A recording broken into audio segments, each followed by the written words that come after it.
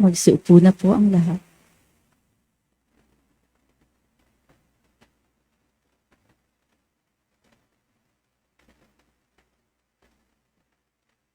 Father Christopher, ang ating kura paroko, mga lingkod ng ating parokya, mga lingkod ng ating bayan ng Makati, mga minamahal ko mga kapatid,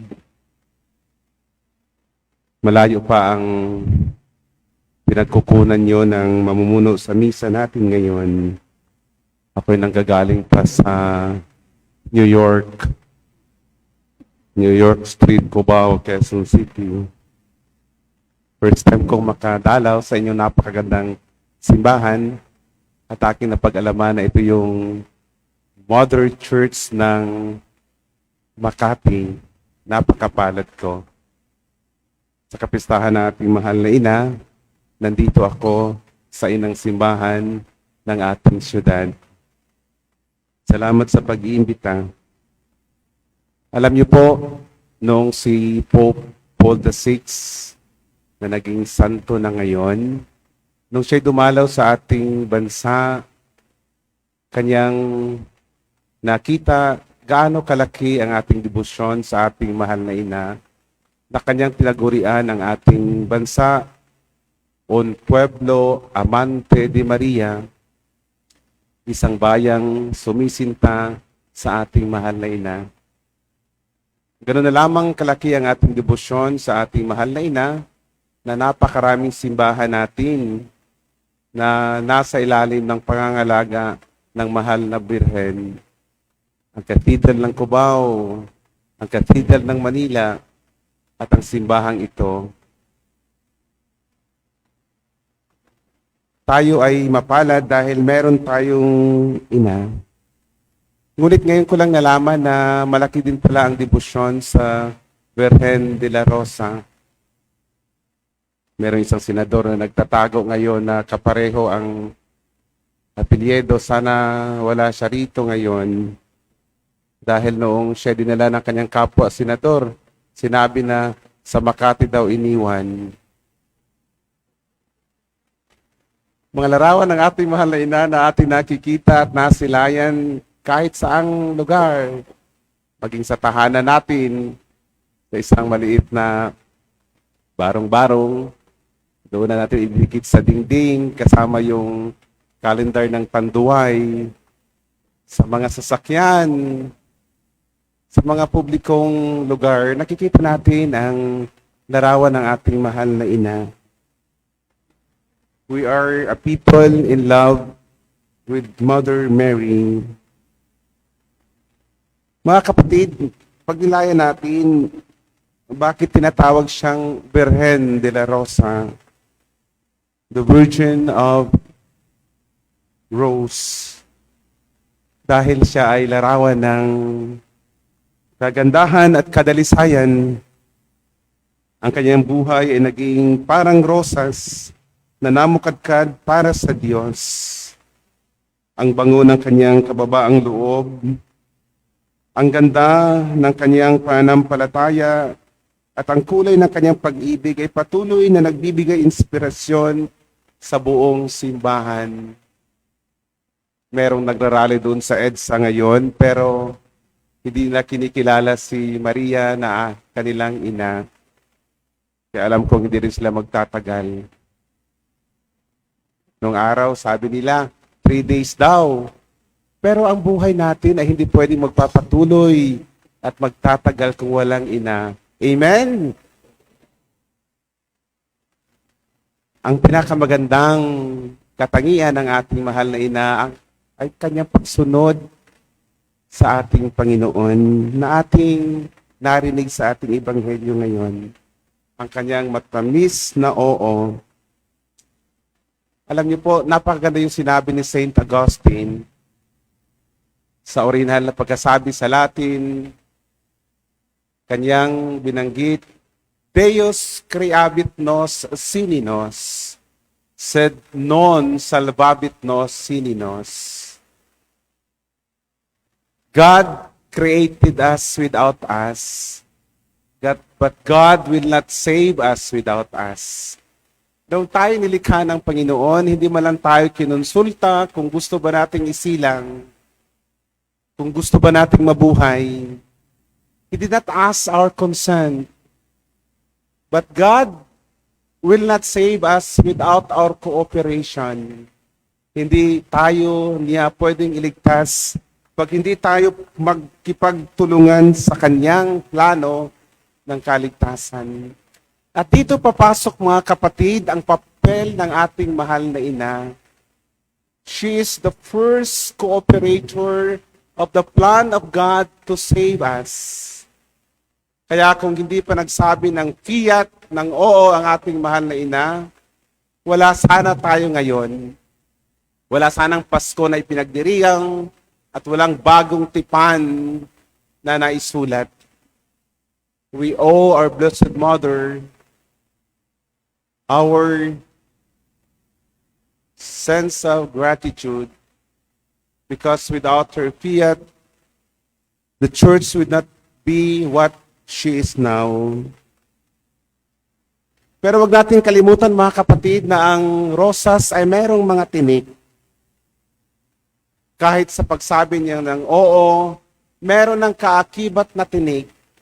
We always see Mary as a woman of yes. We forget that Mary is also a woman of questions.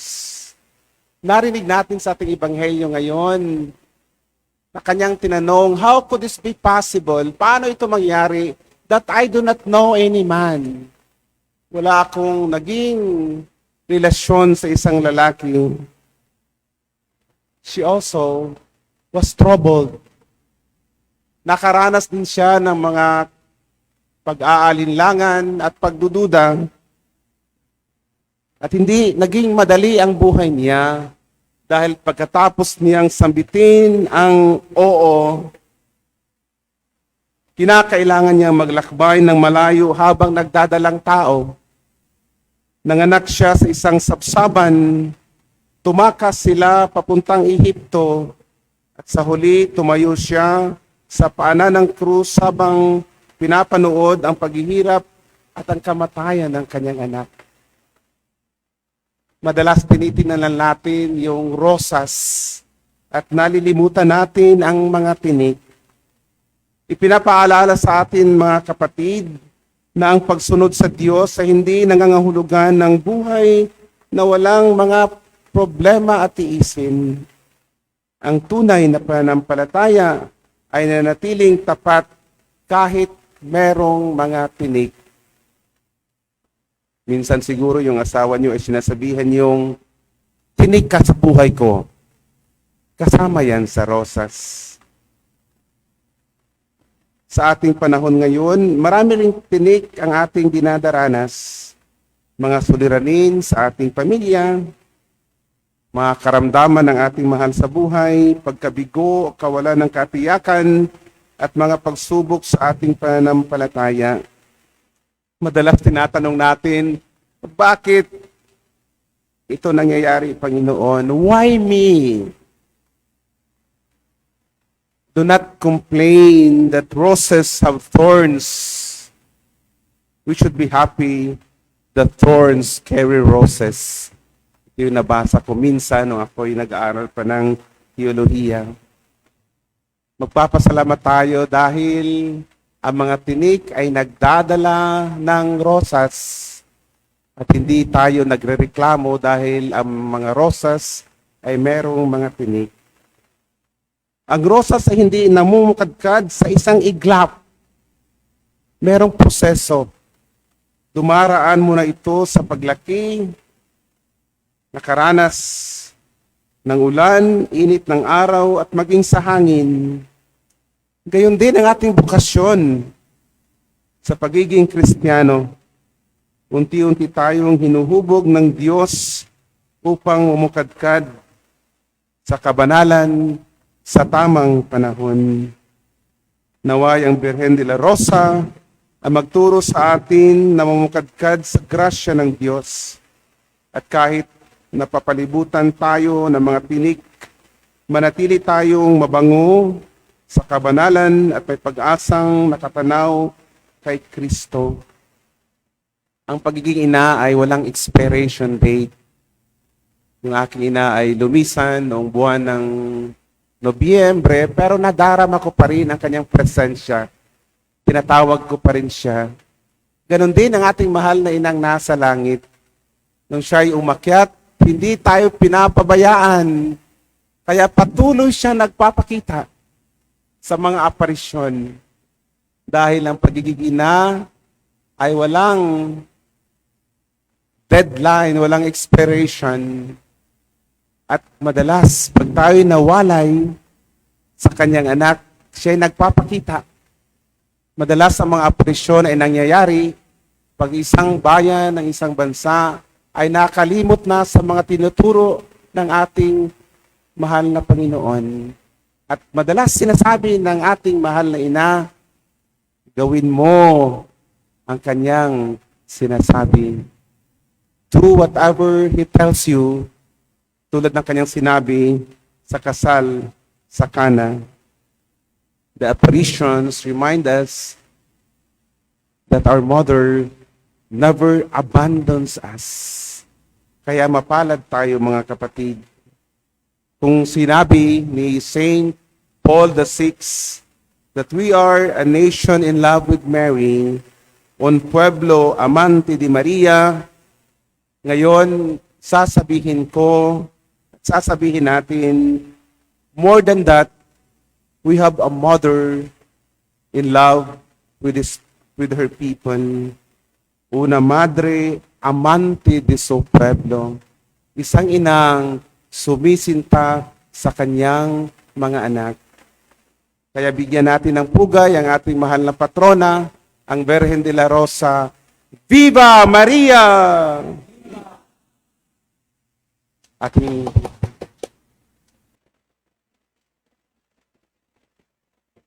Sumainyo ang Panginoon. At sumaiyo rin. Ang mabuting balita ng Panginoon ayon kay San Lucas. Papuri sa iyo, Panginoon.